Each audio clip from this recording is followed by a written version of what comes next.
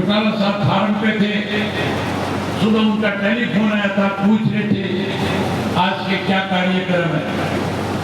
मैंने उनसे कहा कि पहले कलायत विधानसभा क्षेत्र की जनसभा है और उसके बाद फिर शाम को नरवाना में है।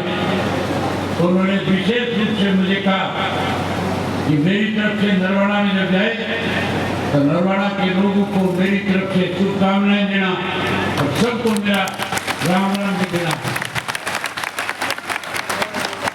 और उन्होंने ये भी कहा कि नरवाना के लोगों को मेरा ये संदेश दे देना कि जिसको मैं अपनी पार्टी की तरफ से उम्मीदवार बना करके भेज दूं, आपका निशाना केवल अहमद होना चाहिए, आपका निशाना केवल हाथी का चुनाव निशान होना चाहिए।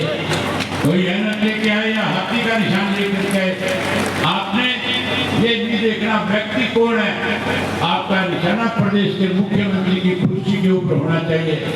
अगर नरवाना की सीट जीतोगे तो फिर मान करके चलो जो मुख्यमंत्री के पद की सीट जो है वो नरवाना के लोगों की चौटाला साहब के ताकत की सीट बनने का काम करेगी। साथियों, जहाँ ये सारी दिक्कतें और कठिनाई भाजपा के राज में आई है, वही कांग्रेस पार्टी ने भी 10 वर्ष तक इस प्रदेश को लूटने का काम किया। आपने कल परसों के अखबार पढ़े होंगे किस तरह से ईडी वालों ने भूपेंद्र सिंह हुड्डा के खिलाफ FIR लॉन्च करी है और उस FIR में थोड़े से पैसों का जिक्र नहीं, 823 या 24 करोड़ रुपया कि गबन का मामला भूपेंद्र सिंह हुड्डा के खिलाफ दर्ज किया गया है। बड़ी हैरानी की बात है, FIR लॉन्च कर ली गई है, लेकिन कार्रवाई करने से पता नहीं क्यों कतरा रहे हैं। हम पहले दिन से कह रहे हैं कि भारतीय जनता पार्टी और भूपेंद्र सिंह हुड्डा आपस में मिल करके इस प्रदेश को बर्बाद करने में लगे हुए। यहाँ साथियों, ये दोनों मिलकर के प्रदेश को कहीं लूटना चाहते हैं। भाई इंडियन नेशनल लोकदल पार्टी और बहुजन समाज पार्टी इन लुटेरों से इस प्रदेश को छुटकारा दिलाने के लिए आपस में गठबंधन करने का काम किया। ये गठबंधन कोई मामूली सा गठबंधन नहीं है। साथियों, मेरे से पहले इस बात का जिक्र किया गया था, ये समझने की जरूरत है आपके, ये मजदूर और किसान का आपसी गठबंधन है।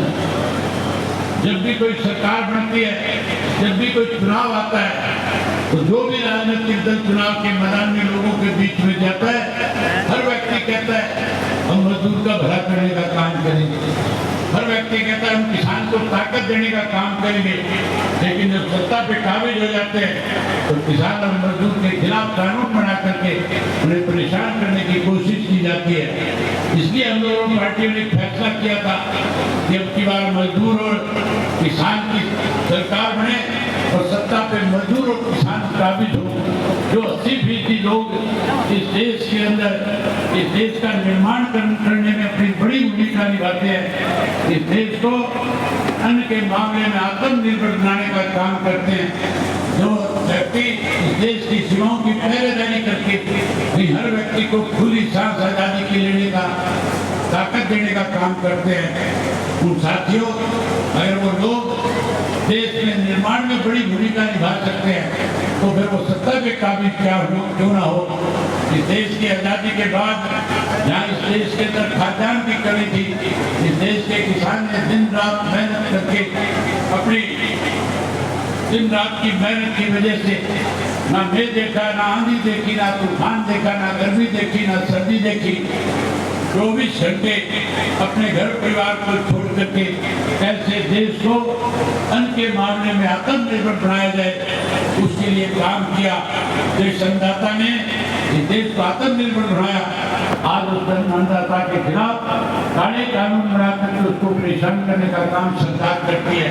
हैरानी की बात है, वोट हमारे से लेते हैं, सरकार बनाते हैं और हमें जब परेशान किया जाता है तो फिर विपक्ष के लोग हमारी मदद करने की बजाय अपना रोना रोने का काम करते हैं। अभी लोकसभा का पिछले दिनों अधिवेशन था, आपने देखा कैसे 750 किसानों ने हरियाणा के बॉर्डर के ऊपर लगातार 3 काले कानूनों को खत्म कराने के लिए शहादत देने का काम किया था। अब लगातार 200 से ज्यादा दिन हो गए, जम्मू के बॉर्डर पे किसान बैठा है, लेकिन एक भी राजनीतिक दल के व्यक्ति ने किसान की आवाज को लोकसभा में उठाने का काम नहीं किया था। एक भी व्यक्ति ने मजदूर का जिक्र नहीं किया था कि आज मजदूर किन हालात से गुजर रहा है। वो मजदूर जिसने इस देश को निर्माण करने में बड़ी भूमिका निभाने का काम किया। आज अगर इस देश में बंदरगाहें स्थापित की गई तो केवल मजदूरों की वजह से है। आज रेलवे स्टेशन और हवाई अड्डे बनाए गए तो केवल मजदूरों की ताकत की वजह से बढ़े। आज अगर सड़कें बिछाई जा रही है तो केवल मजदूरों की वजह से है। आज अगर इस देश के अंदर मल्टी स्टोरी बिल्डिंगों का निर्माण हो रहा है तो केवल गरीब आदमी की ताकत की वजह से हो रहा है। अगर वो इस देश का निर्माण कर सकता है तो फिर वो इस देश की सत्ता में अपना हिस्सा क्यों नहीं कायम कर सकता। इसलिए हम दोनों पार्टियों ने मिलकर के ये फैसला लिया कि अब की बार किसान की और मजदूर की सरकार बनाएंगे। किसान और मजदूर की सरकार बना करके इस देश को एक संदेश देने का काम करेंगे कि जो देश का निर्माण कर सकता है वो इस देश के ऊपर राज भी कर सकता है। तो उस देश को अन्नदाता बन करके देश को आत्मनिर्भर बना सकता है तो फिर वो इस देश के ऊपर सत्ता में काबिज होकर के इस देश की सेवा भी कर सकता है। इसलिए साथियों, हम सब लोगों ने मिलकर के ये फैसला लिया है कि अब की बार आपस में मिलकर के और किसान और मजदूर की सरकार बनाने का काम करेंगे। आज अलग अलग पार्टियों के लोग अलग अलग तरह के वायदे करके कहीं ना कहीं सत्ता में काबिज होना चाहते हैं, सत्ता में आना चाहते हैं। नहीं